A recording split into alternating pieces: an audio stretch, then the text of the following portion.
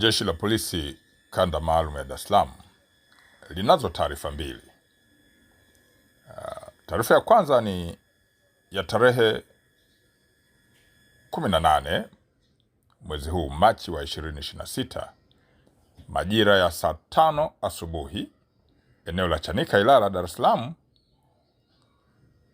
lilitokea tukio la ajali ya wanafunzi 5 wa shule ya msingi Msongola kupigwa na radi wakati wakicheza na kupelekea wanafunzi 3 kupoteza maisha na wengine 2 kupata majeraha. Wanafunzi waliopoteza maisha ni Alexander Paul, mwanafunzi wa darasa la 5, Ali Pongwe, mwanafunzi wa darasa la 3, na Hudhaifa Shafii, mwanafunzi wa darasa la 5.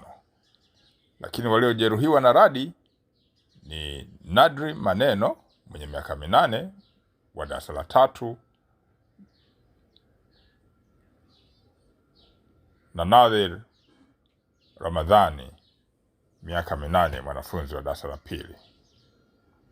Wakati huo polisi Dar es Salaam inafanya uchunguzi wa taarifa ya tukio la mauaji ya mtu aliyefahamika kwa jina la Athmani Nyanza aliyegundulika kuuawa na kufukiwa kwenye shimo pembeni ya nyumba yake mtaa wa Kimya Kimya, Zingiziwa, Ilala, Dar es Salaam.